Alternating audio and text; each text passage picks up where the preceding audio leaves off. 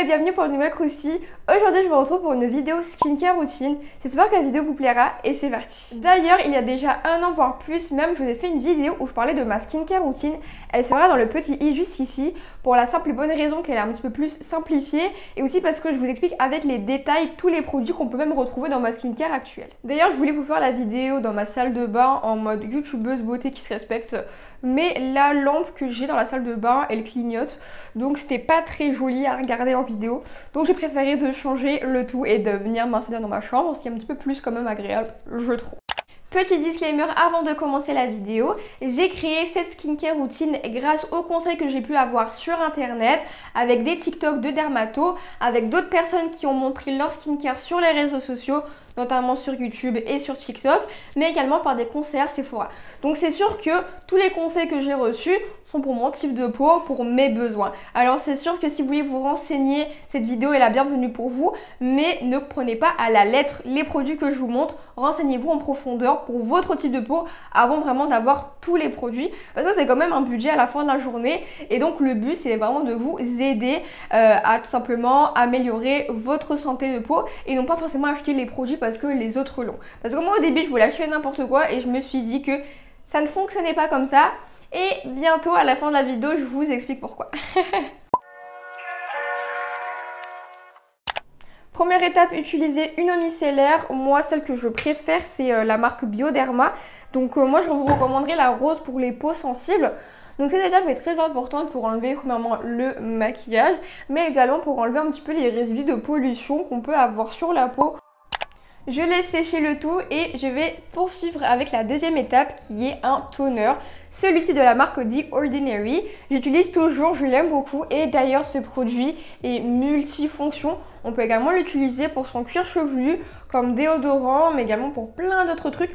Donc franchement quand vous l'achetez c'est un super bon investissement. Ça coûte je pense 12 $ avec les taxes. Ça reste super longtemps. On est en bout en plus très précis. Donc moi je vais en mettre juste un petit peu sur un coton. Si vous trouvez que c'est un petit peu trop agressif pour votre peau, mettez-le directement avec vos doigts. Astuce de TikTok. Donc en fait, tu vas tapoter sur ma peau et non l'étaler comme un démaquillant. Voilà, je fais que tapoter doucement. Donc en fait, le toner, sa fonction, ce sera d'exfolier votre visage, mais également de le nettoyer en profondeur. Étape numéro 3, utiliser un sérum, toujours de la marque The Ordinary. Ce sera du niacinamide 10% plus à 1%. C'est de la vitamine B. Donc en fait, elle va venir régulariser votre peau, peu importe quel type de peau vous avez, qu'elle soit mixte, grasse ou sèche. Mais également, j'avais lu à un moment donné qu'elle va venir assécher vos boutons.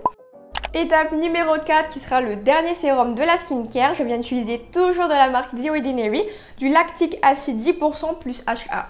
Donc le HA c'est de l'hyaluronique, donc ça vient hydrater la peau.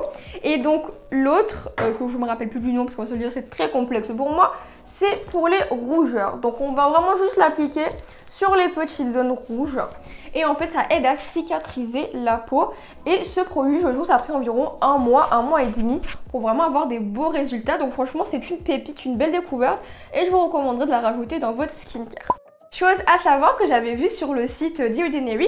Donc si vous hésitez dans votre routine et vous ne savez pas avec quel sérum commencer, soit le niacinamide, soit le dernier, donc le lactic acide, il faut savoir qu'il faut commencer avec le sérum qu'on a le plus besoin pour notre peau. Pour régulariser votre peau, commencez avec le niacinamide, mais si c'est pour enlever les cicatrices, commencez avec du lactique. Donc voilà, ça c'est un truc que je ne savais pas.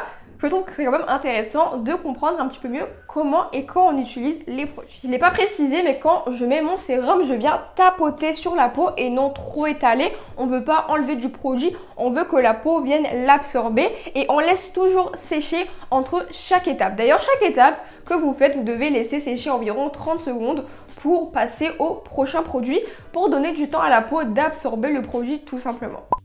On a terminé avec les sérums, on peut passer avec la cinquième étape qui est une crème contour des yeux. Donc moi j'utilise celle de la marque The Inky List. Donc c'est une crème qui va venir illuminer le regard. On n'en met vraiment pas beaucoup, moi au début je savais pas vu que c'est la première fois que j'utilisais une crème contour des yeux. Mais on n'en met vraiment pas beaucoup, là j'ai abusé limite, donc vraiment juste un petit peu. J'aime beaucoup l'embout, on peut le mettre au réfrigérateur pour avoir vraiment une sensation de fraîcheur qui va vraiment être limite glaciale. Et ça peut réveiller le matin par exemple. Moi j'utilise que le soir. Et en fait, pourquoi on utilise une crème spécialement pour vos contours des yeux? Tout simplement parce que cette zone-là de votre visage a beaucoup moins de couches, donc elle nécessite une hydratation différente que sur le reste de votre visage. Alors tout simplement, il faudra être beaucoup plus gentil avec elle et il faudra une crème beaucoup plus douce et moins agressive et moins crémeuse, tout simplement. Voilà. Je viens hydrater mes lèvres avec un baume à lèvres, aussi simple que ça. Je le garde toujours dans ma skincare pour ne pas l'oublier parce que je trouve que ça fait toute la différence d'hydrater ses lèvres le soir vs quand je le fais pas. Et pour terminer, j'utilise une crème hydratante de la marque CeraVe. Franchement, je ne jure que par cette crème. Elle est en plus validée par les dermatos, par la santé de la peau, etc. Donc cette crème, elle est juste incroyable. Même les dermatos la conseillent. Et donc moi je la mets sur tout le visage sauf les contours des yeux. Et donc je l'applique en allant vers le haut, tout simplement. Et pas besoin d'en mettre beaucoup, voilà. Parce qu'il ne faut pas non plus surhydrater sa peau. On étale et on peut même aller vers les sourcils parce que en dessous il y a de la peau. Sur le nez, la zone T, en dessous des sourcils, mais également un petit peu sur les yeux.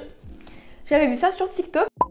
Petite story time, donc en fait j'étais beaucoup trop influencée par les réseaux sociaux, j'ai vu que du bien de la vitamine C, donc je me suis dit pourquoi pas l'acheter, ça va illuminer mon regard, etc. etc.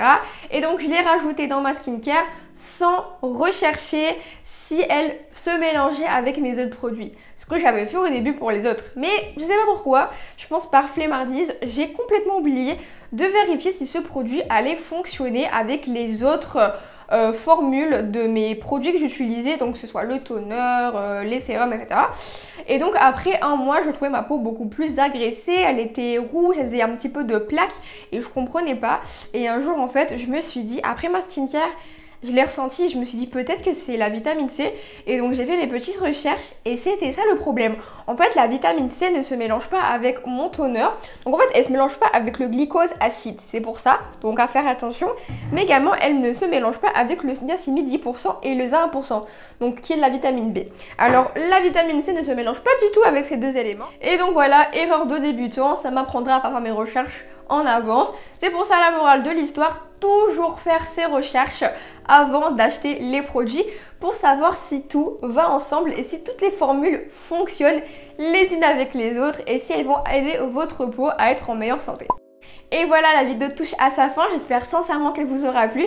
Si ça a été le cas, n'hésitez surtout pas à me le faire savoir en commentaire. Et moi je vous retrouve très prochainement pour de nouvelles croustilles. Bisous!